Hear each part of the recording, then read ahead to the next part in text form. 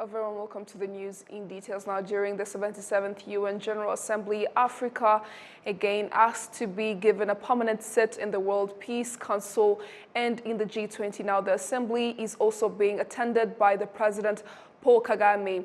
Sam Kalisa has more of this detail. The 77th General Assembly of the United Nations started on Tuesday in New York, in the United States of America. The conference is being held under the theme, A Watershed Moment, Transformative Solutions in Interlocking Challenges. On Tuesday night, President Paul Kagame participated in the Global Food Security Summit. This comes as food crisis is one of the topics being discussed at the 77th UN General Assembly. Statistics indicate that 765 million people in the world were lacking food by the end of last year, 2021. The issue is mainly attributed to a number of factors, including climate change, the COVID-19 pandemic, and insecurities around the world, including the Russia-Ukraine war. On the first day of this conference, 33 heads of state delivered their remarks to the participants.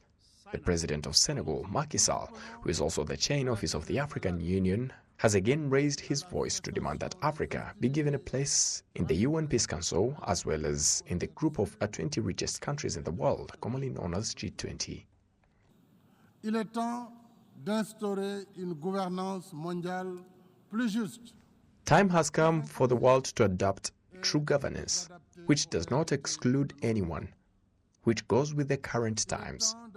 Time has come for us to defeat denial and the ideology of excluding Africa on the decision-making table. Time has come for Africa to be part of the UN Peace Council, as it has been agreed upon. It is in this regard that the African Union should be given a seat in the G20 in order to influence decisions for the 1,400,000,000 Africans.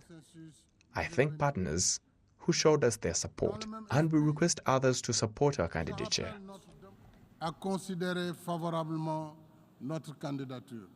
Although the African Union wants a permanent seat in the UN Peace Council, the Secretary General of the United Nations, Antonio Guterres, says that currently the world is getting even more divided.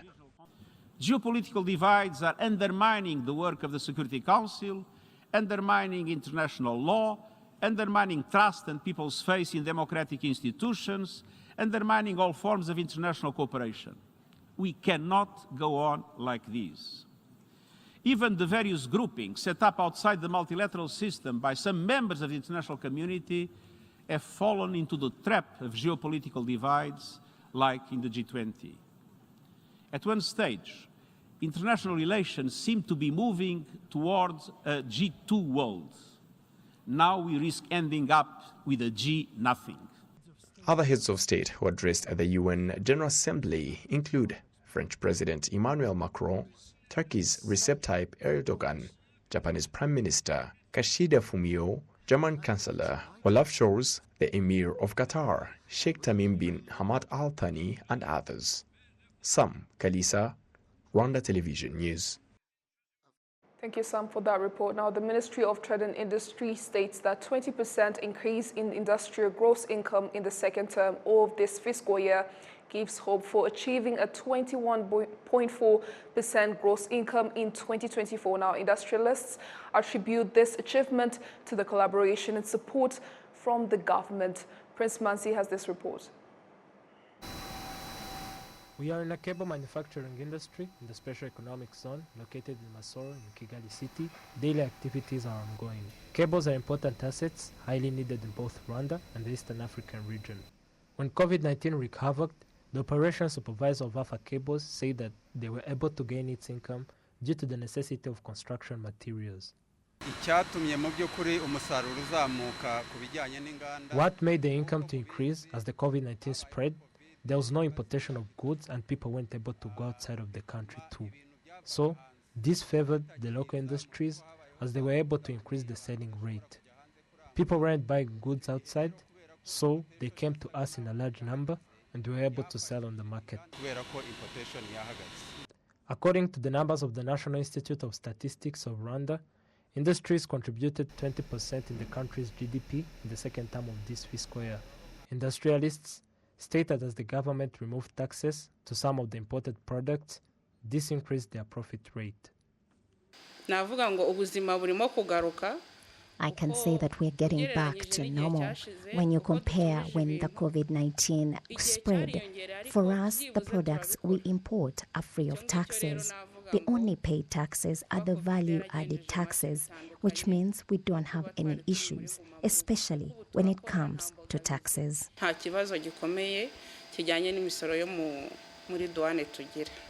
The gross income of the mining sector increased by 9%, manufacturing industries increased by 10%. In general, the construction materials industries are the ones with the high gross income. The Director General of Industry Promotion and Entrepreneurship Development Department at the Ministry of Trade and Industry, Evarde Murindangaka, emphasized that this gradual increase of the industry's gross income shows that the government's objective of 21.4% by 2024 will be achieved. In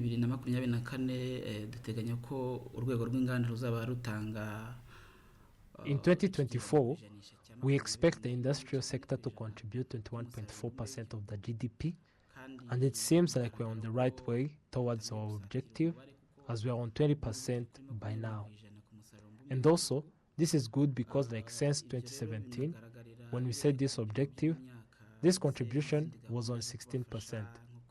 The government helps the industrial sector in various ways, like including the accessibility of electricity at a lower rate and others. So all these and the increase in number of industries demonstrate that the government will achieve its objective by 2024. The economic analysts also emphasize that the increase of the industry's gross income would impact on the development of citizens' lives in general and the increase of the country's economy. When the industries are performing well, for instance like agriculture, the agriculture sector will only develop if the cultivation products industries are performing well and taking large quantities of the cultivation products from the citizens. This will provide income to the citizen and be happy for the cultivation job and be able to invest in the next term.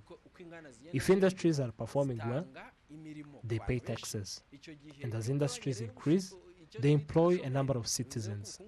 When a country decreases the unemployment rate, it means its economy is increasing as both employers and employees are developing and paying taxes.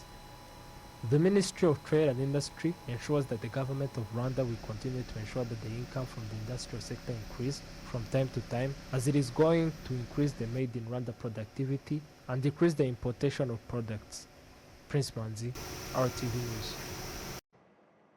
Rwandan MPs in the Parliament of the East African Legislative Assembly and other partners convened for a meeting aimed at exchanging views on how the law governing trade and customs in the East African community can be updated in order to find a lasting solution to some of the problems that emerged this year.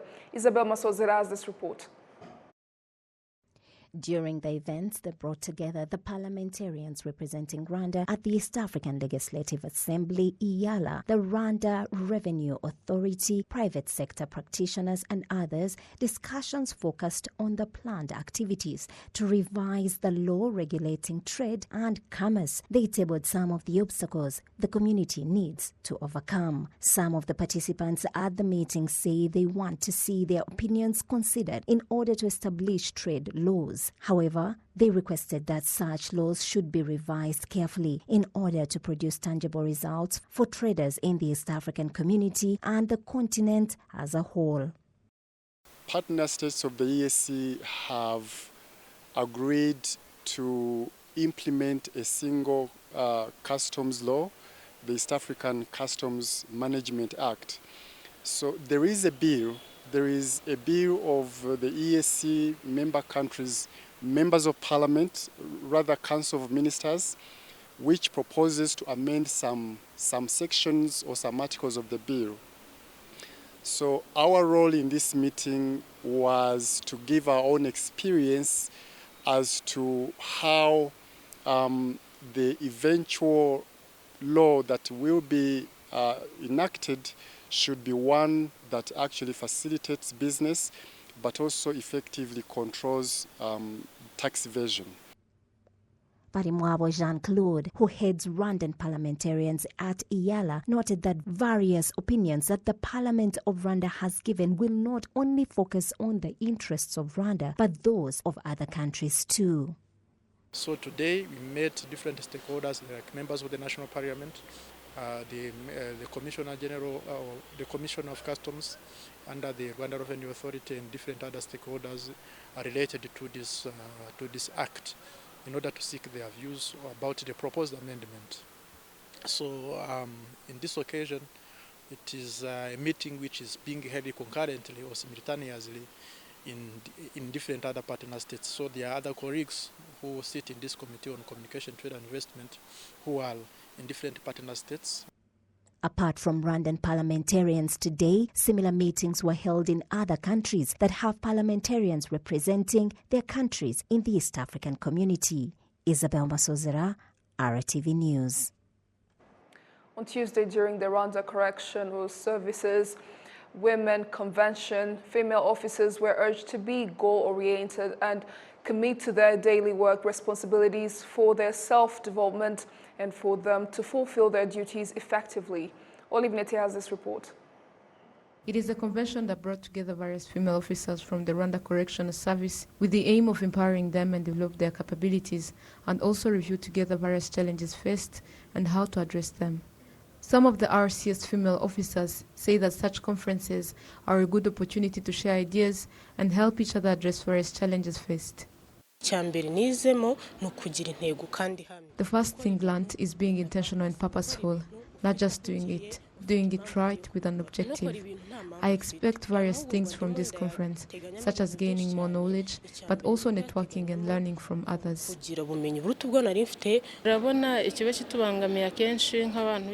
Among the challenges that we face includes being transferred away from the family, but again, we cannot only perform our duties in our local areas.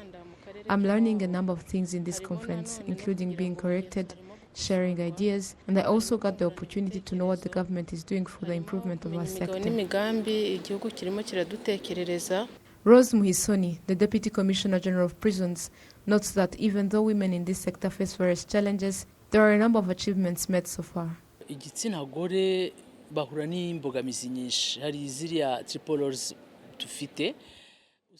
Women face various challenges, including the fact that they have to consider the triple roles. Even if we talk about gender, our society hasn't changed yet. And sometimes you find that women are faced with various responsibilities, such as joining work, family responsibilities, as well as other various responsibilities. And sometimes it becomes a burden. We need to empower them and also support them, to remind them the laws and responsibilities, but also to show them the plans of the government. The outcomes have been good so far. You also notice that numbers have been increasing. There is competition. They all want to take another step forward. They are willing to study. They want to gain more knowledge. The number of those who want to join peacekeeping missions is also increasing. Those in the driving department are also increasing. In brief, the outcomes are good.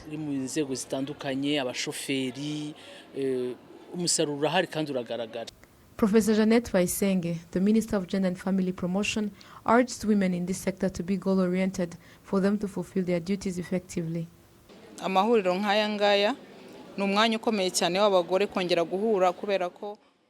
Conferences like these are a good opportunity for women to meet again and discuss about various things.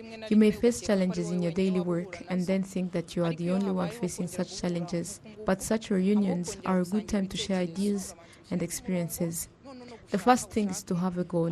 You may meet various challenges while working to attain your goals, but always make sure to achieve the goal. And about marriage and having children, it is a good thing. You cannot avoid it because it's part of your life as well. But it shouldn't affect your goals, because when you have a goal, you also plan accordingly. According to the Rwanda Correctional Service statistics, women account for 26.9%. It also shows that about 30.6% are receiving trainings that will allow them to join this profession. The convention of RCS female officers was held for the third time and will last for 2 days. Olive Nete, RTV News. Parents find that the Ministry of Education's decision to equalize school fees in public schools will help to encourage their children to attend school and avoid them from staying in the streets. Agasaro Nuriath has this report. Family friends of the Binunga village in Gasabo district have been worried about the problem of children dropping out of school and trying to encourage them to return to school, but currently some of the students are enjoying school life.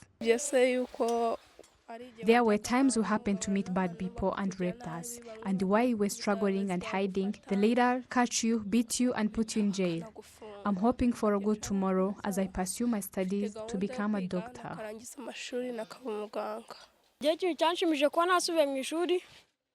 What made me happy is that I went back to school, and at home we live well because we get help.